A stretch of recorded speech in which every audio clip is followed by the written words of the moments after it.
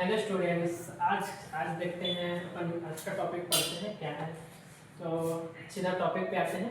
Stopping by woods on a snowy evening.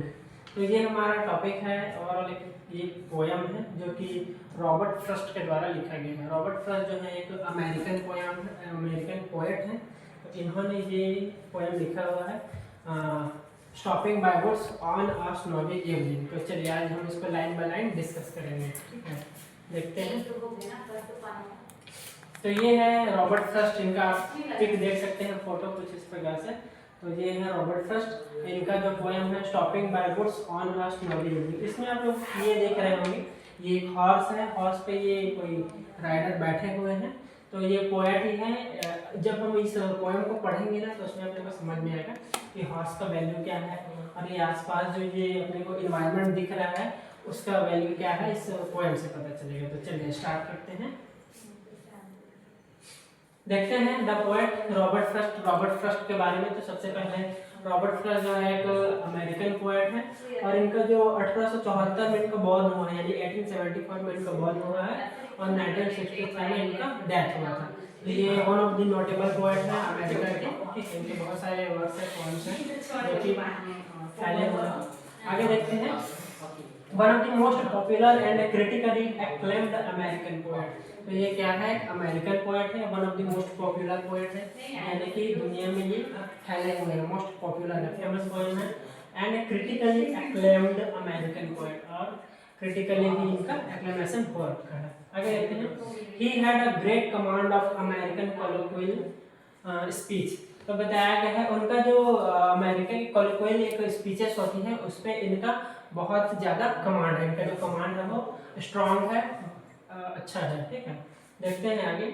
Initial publication. तो ये जो हमारा पोयम है stopping by woods on a snowy evening, ये जो इसका इनिशियली पब्लिकेशन हुआ था 7 मार्च 1923, यानी कि 1923 में 7 मार्च 1923 को इसका इनिशियली यानी कि पहला पब्लिकेशन हुआ था। इन द न्यू रिपब्लिक करके पैसा वहाँ हुआ था, ठीक है। फिर आगे, ठीक है। तो इनिशियल पब्लिकेशन 1923 में यहाँ हुआ है न्यू रिपब्लिक में। नेक्स्ट देखते हैं बुक कलेक्शन। बुक कलेक्शन क्या है, तो पब्लिश्ड इन न्यू हैम्पशायर इन नवंबर 1923। तो फाइनली ये बुक जो है कलेक्ट किया गया और फाइनली पब्लिकेशन हुआ कहाँ, न्यू हैम्पशायर में, ठीक है, इन नवंबर 1923, यानी कि 1923 में नवंबर के मंथ में ये पब्लिश किया गया था फाइनली, और कहाँ, न्यू हैम्पशायर में, और फिर बुक कलेक्शन के रूप में फिर इसको यूज किया गया था। और आगे देखते हैं। He wrote about the small but deeply meaningful joys and the sorrows of ordinary men and women. फिर इसमें आगे बताया गया है he wrote about the small but deeply meaningful। तो ये पोएट ने हालांकि छोटी छोटी चीजें लिखी है लेकिन वो सारी की सारी क्या है, डीपली मीनिंगफुल है, यानी कि गहराई से मीनिंगफुल है, यानी कि उसका अर्थ निकलता है। अगर हम उनके पोएम्स को अगर पढ़ेंगे तो हमको उनकी जो डीप मीनिंग है वो पता चलेगी। और है जॉयस एंड सोरोस। तो उनके पोएम्स में जॉय भी मिलेगा, अपने को खुशी भी मिलेगी, और सोरोस भी देखने को मिलेगा, गम भी देखने को मिलता है। Of ordinary man and women, यानी कि जो सामान्य मैन होते हैं, वीमेन होते हैं, उनके लाइफ से रिलेटेड डीपली मीनिंगफुल पोएम्स निकल के आती हैं जिसमें अपने को जॉय और सोरो दोनों देखने को मिलता है, ठीक है। तो आगे बढ़ते हैं। ये है रॉबर्ट फ्रॉस्ट का पिक, आप देख सकते हैं, इंट्रोडक्शन में देखते हैं। Robert Frost is known as the nature poet, modern poet and a lyric poet. तो रॉबर्ट फ्रॉस्ट को और भी नामों से जाना जाता है, तो उसी के बारे में बताया गया है। तो उनके और भी नाम क्या गए हैं, तो जैसे कि उनको और किस नाम से जाना जाता है, नेचर पोएट के रूप में जाना जाता है, मॉडर्न पोएट के रूप में जाना जाता है, और लिरिक पोएट के रूप में भी उनको जाना जाता है। फिर आगे, we find natural element in his poetry. अब हम उनकी पोएट्रीज को अगर देखते हैं तो हमको उसमें क्या क्या मिलेंगी, तो नेचुरल एलिमेंट्स मिलेंगे, यानी कि जो प्राकृतिक एलिमेंट्स है वो चीजें, यानी कि ओवरऑल उन्होंने प्रकृति के ऊपर, नेचर के ऊपर जो पोएम लिख रखे हैं तो उनसे हमें प्रकृति के बारे में चीजें देखने को मिलती है।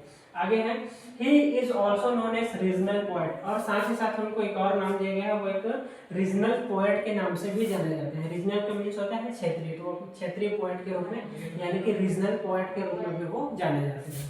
आगे है, stopping by the woods on a snowy evening is a inspiring poem by Robert Lee Frost. तो ये जो रॉबर्ट फ्रस्ट है उनका अगर फुल नेम देखेंगे हम तो रॉबर्ट ली फ्रस्ट है, उनका पूरा नाम रॉबर्ट ली फ्रस्ट है, ठीक है। उनका ये जो stopping by boats on the snowy evening करके वर्क है, पोएम है, ये कैसा है, इंस्पायरिंग पोएम है, one of the inspiring poem, यानी कि अगर हम इस पोएम को पढ़ते हैं तो इससे हमको इंस्पिरेशन मिलेगा, मोटिवेशन मिलेगा, प्रेरणा मिलने वाली है, ठीक है। तो चलिए देखते हैं। The poem stopping by boats on a snowy evening is a meaningful poem. तो जैसा कि बताया उनके पोएम जो होते हैं हमेशा मीनिंगफुल होते हैं, तो ये जो पोएम है stopping by boats on a snowy evening ये भी एक मीनिंगफुल पोएम है। It conveys an important idea of keeping up one's duties and responsibilities when alive. फिर आगे बताया जाता है उनकी ये जो पोएम है उसमें हमको क्या सीखने को मिलता है, तो सीखने को मिलता है it conveys an important idea of keeping up one's duties. तो हमारी जो ड्यूटी क्या है, हमारी अपने लाइफ के प्रति हमारी जो ड्यूटी है उसके बारे में बताया जाता है, and responsibilities when we alive. और आगे बताया गया है कि हमारी जो रिस्पॉन्सिबिलिटी है, हमारा जो रिस्पॉन्सिबिलिटी यानी कि जिम्मेदारी क्या है अपने प्रति, नेचर के प्रति, है ना, उसके बारे में इसमें बताया गया है। तो चलिए देखते हैं और चलिए तो हम ये पोएम स्टार्ट करते हैं। तो स्टैंजा 1 में देखते हैं Whose woods these are I think I know। तो स्टैंजा में दिया गया है, पहला लाइन में पढ़ रहा हूँ, Whose woods these are I think I know। तो पोएट बोलते हैं, पोएट बोल रहे हैं कि Whose woods these are I think I know। तो woods का मीन्स होता है जंगल, ठीक है। जैसा कि यहाँ आप देख रहे हो ये एक जंगल है जो कि किससे घिरा हुआ है, बर्फ से घिरा हुआ है, ठीक है। Whose woods these are I think I know। तो पोएट बोलते हैं कि ये जो woods है, ये जो जंगल है, ये किसका है, I think I know, मेरे को लगता है कि मुझे पता है ये जो जंगल है ये किसका है। ऐसा करके जो पोएट है वो बोल रहे हैं इस फर्स्ट लाइन में। फर्स्ट लाइन में उनका कहना है कि ये जिसका जंगल है वो मुझे पता है कि ये किसका जंगल है। फिर आगे his house is in the village. दो फिर आगे बोलते हैं कि उसका जो हाउस है वो कहाँ पे है, विलेज में है। विलेज का मीन्स होता है गाँव। तो पोएट आगे बोलते हैं कि ये जो जंगल है ये किसका है मुझे पता है, और जिसका जंगल है उसका घर कहाँ पे है, तो विलेज में है। विलेज मीन्स गांव में है, यानी कि यहाँ से दूर है। तो उसी बात को पॉइंट बोलते हैं कि उसका जो घर है वो कहाँ पे है, विलेज पे है, वो मुझे पता है। फिर आगे he will not see me stopping here। फिर आगे पॉइंट बोलते हैं कि वो मुझे यहाँ रुकते हुए, स्टॉप का मीन्स होता है रुकना, तो मैं यहाँ रुका हुआ हूँ तो उसको वो मुझे नहीं देख सकेंगे, ठीक है, कि मैं यहाँ रुका हुआ हूँ, ऐसा बोलते हैं।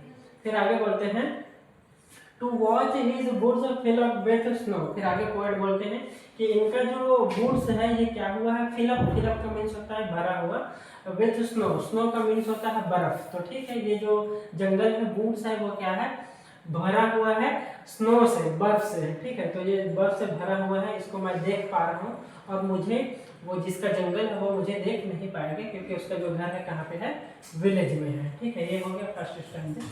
देखते हैं सेकंड स्टैंजा में क्या बोला गया है, my little horse must think it quick to stop without a farm house near. फिर आगे एक पोएट बोलते हैं कि my little horse must think it quick. तो बोलते हैं कि मेरा जो लिटिल हॉर्स है, जैसा कि अपन देख रहे हैं ये जो हॉर्स है, पोएट इस पे बैठे हुए हैं, तो वो सोच रहे हैं कि मेरा जो लिटिल हॉर्स है, छोटा सा घोड़ा है, ये भी थिंक इट कर, उसके भी दिमाग में एक सस्पेंस चल रहा है, डाउट चल रहा है, ठीक है।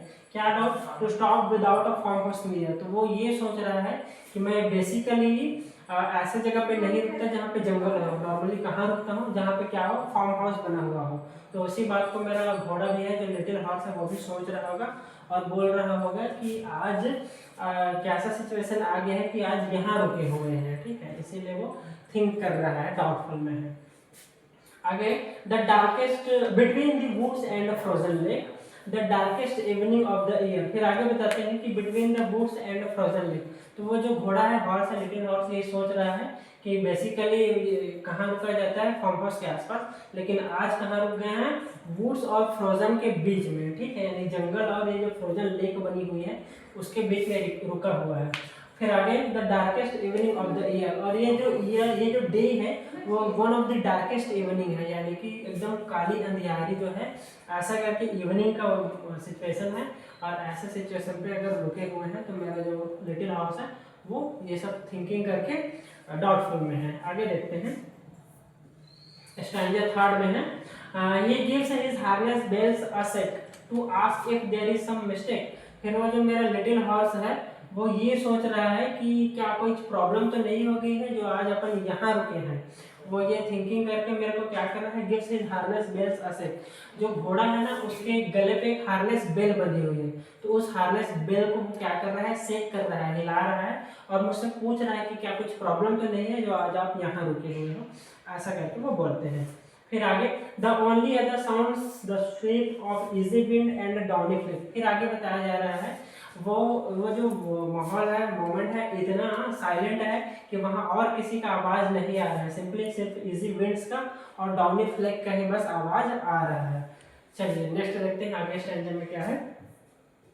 स्टैंजा फोर्थ में है the boots are lovely dark and deep but I have a promises to keep. तो पोएट आगे बताते हैं ये जो जंगल है, ये बूट्स है वो बहुत ज्यादा लवली है, स्वीट है, इधर लाइन में बताया गया बूट्स आर लवली यानी कि बहुत सुंदर है, डार्क है बिल्कुल गहरा है, एंड डीप है, ठीक है, मतलब दूर दूर तक घना जंगल है, but I have a promises to keep. लेकिन पोएट बोलते हैं कि लेकिन मैंने खुद से क्या कर रखा है, कुछ प्रॉमिस कर रखा है, इस प्रॉमिस को मुझे पूरा करना है, इसलिए मैं यहाँ ज़्यादा देर तक रुक नहीं सकता। And miles to go before I sleep and miles to go before I sleep. तो ये जो लाइन है ये 2 बार लिखा गया है, तो 2 बार इसलिए लिखा गया है क्योंकि पोएट रीडर से ये बोलना चाह रहे हैं कि हमें अपने लाइफ में बहुत सारे जो गोल्स होते हैं, टारगेट्स होते हैं, उसको पूरा करना होता है, तो उसी के लिए अपने को फिजिकल वर्ल्ड में खो नहीं जाना है, बल्कि अपने लक्ष्य को प्राप्त करने के लिए miles to go before I sleep, miles to go before I sleep, यानी कि सोने से पहले बहुत दूर जाना होता है, सोने से पहले अपने को बहुत दूर ट्रैवल करना होता है। तो ये मैसेज दे रहे हैं इस पोएम के माध्यम से पोएट कि आपको अपने लक्ष्य से भटकना नहीं है, जब तक आप अपने लक्ष्य तक ना पहुंच जाओ तब तक आपको कंटिन्यू चलना होता है, ठीक है। और देखते हैं और कुछ है, और कुछ नहीं है, तो इतना ही है। Thank you.